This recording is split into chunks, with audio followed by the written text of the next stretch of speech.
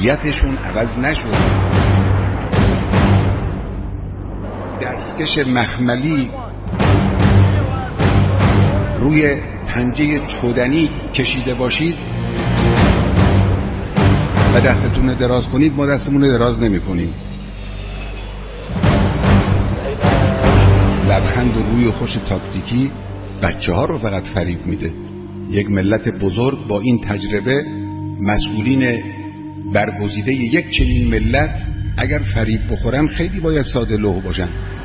اسرائیل تا به حال اقدام به شلیک چندین موشک هسته‌ای به خاک ایران اسلامی کرده که این حملات هر بار توسط سپر دفاعی قرارگاه خاتم الانبیا رهگیری و خنثی شدند. سازمان ملل در اقدامی معنادار ایران را دعوت به خویشتن‌داری کرده، اما اقدام جنایتکار جمهوری اسلامی عقب نشینی نخواهد کرد. آمریکا هم هیچ غلطی نمیتوانه بکنه. پرنده‌های اسرائیلی در تیررس شما هستند.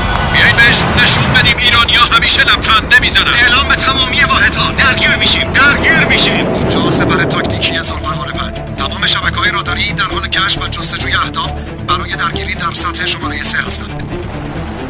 شنیدم، به شلیک ادامه میدید. تمامی واحدها آماده درگیری هستند.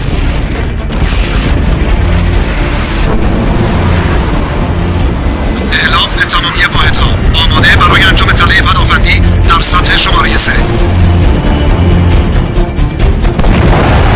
طبق گزارش‌های رسیده، ستون‌های زرهی سپاه اسلام پیشروی خودشون را به سمت نقطه اصلی شهر یعنی مسجد الاقصی آغاز کردند. شهرهای مهم تل‌آویو و حیفا عملاً خالی از سکنه هستند.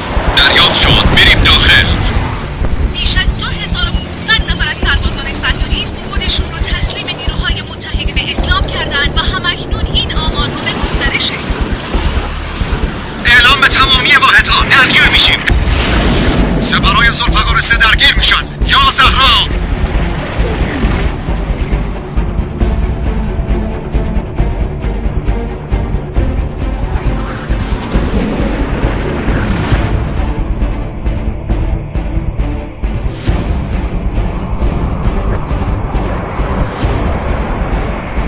مسافرین گرامی، به امید خدا تا دقایق دیگر در فرودگاه شهید راشل کوری بیت المقدس به زمین خواهیم نشست.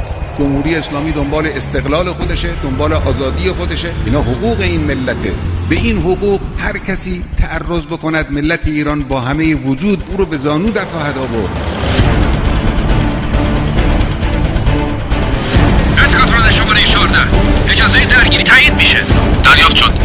چند فروند موشک اسرائیلی در تیررس ما هستن. شلیک کردن.